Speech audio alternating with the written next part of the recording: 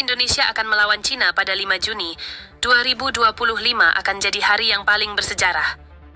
Pertandingan di Gelora Bung Karno yang keramat itu mempertaruhkan nasib timnas Indonesia. Apakah akan lanjut mengarungi mimpi ke Piala Dunia atau bubar jalan setelah berjuang dengan tetes keringat dan cucuran air mata dan penuh harap seluruh negara?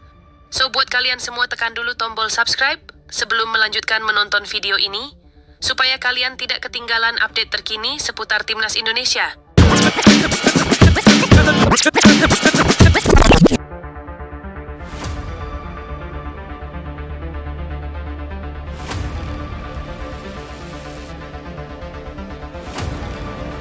Melawan Cina adalah harapan terakhir timnas Indonesia meraih kemenangan. Sebab pada laga terakhir, Rizky Ridho dan kolega melawat ke Jepang. Macan Asia negara pertama yang lolos ke Piala Dunia. Berharap skuad Garuda menang di Jepang bak katak merindukan bulan. Tidak mungkin dan mustahil. Sejak jauh-jauh hari kita harus realistis melawan Jepang, tahu diri dengan kualitas mereka.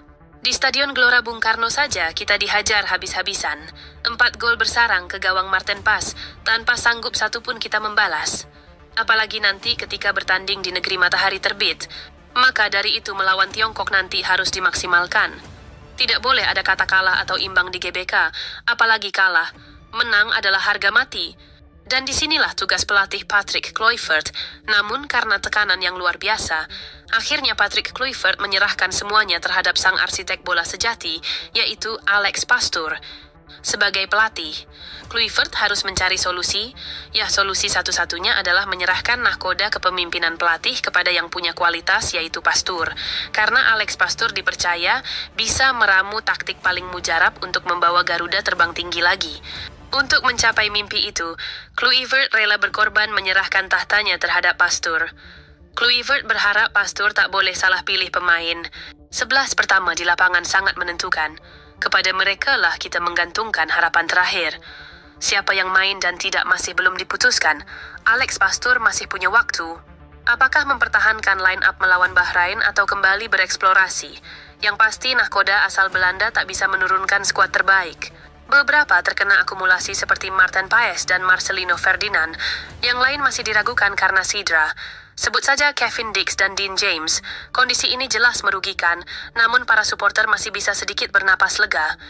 Bukan apa-apa, timnas Indonesia sekarang dilimpahi banyak pemain berkualitas. Dalam satu posisi saja terdapat 3 pemain yang levelnya tak jauh berbeda. Di bawah Mistar hampir pasti jadi milik Emil Audero. Ia menjalani musim yang cukup bagus bersama Palermo. Sukses mengantarkan klub melalui playoff promosi ke Serie A Italia. Hanya saja Palermo gagal melaju ke Serie A Italia karena kalah di babak playoff. Dan dengan gagalnya Palermo ke babak playoff Serie A Italia, itu jelas menguntungkan timnas Indonesia. Jadi Emil Audero akan bisa datang lebih awal ke TC Timnas yang akan digelar pada tanggal 26 Mei di Bali. Emil Audero semangatnya sudah menggebu-gebu mengawal gawang Indonesia di GBK. Terkait formasi, besar kemungkinan Alex Pastoor mempertahankan skema 3 back seperti yang sudah ia lakukan di 2 laga sebelumnya melawan Australia dan Bahrain. 3 back juga jadi identitas kuat timnas Indonesia, sebab formasi ini sudah dipakai sejak era Shin Tae-yong, dan sejauh ini terbukti berhasil. Indonesia melaju jauh, lebih jauh dari yang dibayangkan orang-orang dan negara-negara di ASEAN. Filosofi ini yang coba dipertahankan Alex Pastoor. Meski sejatinya ia lebih familiar dengan skema 4 back sejajar. Untuk diketahui, ahli taktik paling jenius di Belanda itu selalu menerapkan formasi 4-2-3-1 di klub sebelumnya. Jikapun berubah, perubahan itu tidak ekstrim. Pastoor sesekali bereksperimen dengan format 4-3-3 yang pada prinsip permainannya sama seperti 4-2-3-1. Yang menjadi pertanyaan berikutnya adalah, siapa 3 back sejajar yang tampil sejak menit pertama di Jakarta? Idzes. Tak perlu ditanya lagi, ia jaminan mutu jenderal di jantung pertahanan timnas Indonesia. 2 orang yang akan mendampingi Jay Idzes lah yang masih menjadi misteri. Berdasarkan 2 pertandingan terakhir dan betapa kokohnya mereka, harusnya Pastoor tetap mempertahankan Justin Hubner dan Rizky Ridho. Chemistry ketiganya terbukti nyata. Mereka seperti siap mati di lapangan demi gawang tidak kebobolan. Tapi jangan lupakan pula Mace Hilgers yang makin konsisten di klubnya. Kondisi ini sebenarnya bisa menjadi nilai tambah untuk Mace Hilgers. Bukan tidak mungkin ia menggantikan Justin Hubner yang sudah tidak bermain sejak April seiring berakhirnya kompetisi Premier League. Untuk pertandingan yang sangat penting, pelatih pasti ingin pemain yang siap tempur. Yang feel mereka terhadap ketatnya kompetisi dan kerasnya pertandingan masih membara. Mees yang masih bermain di Liga Belanda punya itu. Termasuk juga Rizky Ridho yang masih menyisakan 2 laga lagi di Liga 1. Justin dikhawatirkan kehilangan level kompetitifnya karena sebulan sudah tidak bertanding. Jadi sangat masuk akal Mees tampil sejak awal membangun trisula kokoh di belakang bersama Jay dan Ridho. Jika Pastur benar-benar memutuskan ini, maka ada 2 pemain yang merasakan debut di GBK yakni Emil Audero dan Mees Hilgers. Perlu diingat, Mees Hilgers sudah 2 kali tampil untuk Indonesia. Namun 2 laga itu berlangsung di China dan Australia. Malang memang nasib Mes. Selalu dipanggil tapi tak pernah merasakan aura sakral Gelora Bung Karno. Malah giliran bermain, timnas justru kalah. Dengan kata lain, laga melawan China harus dijadikan bek 24 tahun itu sebagai pembuktian bahwa dia layak bermain, bisa dipercaya, dan bahwa dirinya butuh GBK untuk tampil mempesona. Berbicara formasi, Pastur dengan pertimbangan Kluivert harusnya tetap percaya dengan formasi 3-4-2-1. 3 dari 4 pemain di tengah melawan Bahrain wajib dipertahankan keberadaannya saat melawan China. Kinerja Tom Hay dan Joey Pelopesi benar-benar gila. Keduanya menjaga kedalaman dengan sangat meyakinkan. Fakta bahwa Joey melakoni debut Maret lalu adalah bukti dia tahu apa yang harus dilakukan, apa yang diinginkan pelatih, apa yang dibutuhkan Indonesia. Sementara Tom adalah penghubung depan dengan belakang. Ialah penafsir ruang. Tidak ada yang lebih baik darinya di timnas saat ini. Penguasaan bolanya oke, tackle juga akurat, dan yang tak kalah penting, ia sekarang bisa dengan nyaman membantu serangan. Karena lagi-lagi ada Joe yang dengan gagah menghalau serangan lawan sekalipun sendirian. Di sisi kiri atau yang biasa disebut bek sayap kiri sudah pasti milik Kelvin Verdong. Performanya sedang meningkat di level klub. Sementara di timnas tak perlu lagi kita pertanyakan kontribusinya. Sejatinya posisi Verdong sudah tidak aman sejak Dean James datang. Apalagi baru-baru ini, Dean James menggoreskan tinta emas dengan membawa klubnya Go Ahead Eagles, juara KNVB Cup alias Piala Belanda untuk pertama kalinya dalam sejarah klub. Masalahnya, Dean James mengalami cedera. Ia pun diragukan tampil melawan China. Menurut tim medis klub, ia harus menepi setidaknya 1 bulan yang artinya kondisi James belum 100% pulih pada tanggal 5 Juni 2025. Ketika sisi kiri tak berpindah tangan, sisi kanan belum ada yang menjinakkan. Biasanya itu di zona amannya Kevin Dix. Hanya saja ia mengalami masalah serupa dengan Dean James, yaitu cedera.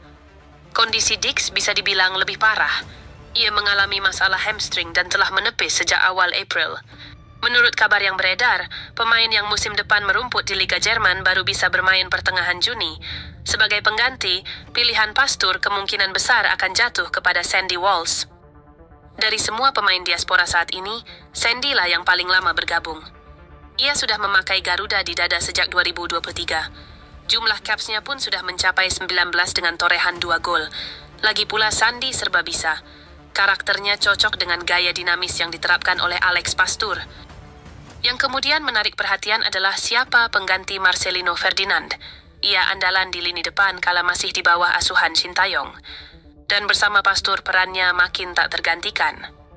Akankah pelatih harus mengubah formasi menjadi 3-4-1-2, menumpuk lini tengah dengan Yance Sayuri di dalamnya, atau tetap dengan 3-4-2-1, menjadikan Stefano Lillipali gelandang serang? Kemungkinan pertama sebenarnya lebih menjanjikan. Bahkan dengan adanya Stefano Lillipali, Pastur tak perlu mengubah formasi. Tapi ini akan berat untuk sang pemain mengingat posisi alaminya adalah gelandang tengah. Karakternya pun jauh berbeda dengan Marcheng. Atau jika ada kejutan dalam waktu ke depan, Egy Maulana Fikri rasa-rasanya adalah sosok yang tepat mengisi kekosongan Marcheng. Ia sama-sama punya kecepatan, kontrol bola yang bagus, dan dribble yang mengagumkan. Egy yang punya pengalaman bersama timnas akan menjadi kekuatan tersendiri. Hal ini bisa mempermudah kinerja 2 rekan lain di depan, Stefano Lillipali serta Ole Romeni. Iya, 2 posisi ini 99% tetap milik mereka nantinya. Stefano adalah perusak organisasi lini belakang lawan. Adapun Ole jatahnya adalah menyelesaikan 2 gol dari 2 pertandingan. Betapa oportunisnya bomber Oxford United yang satu ini.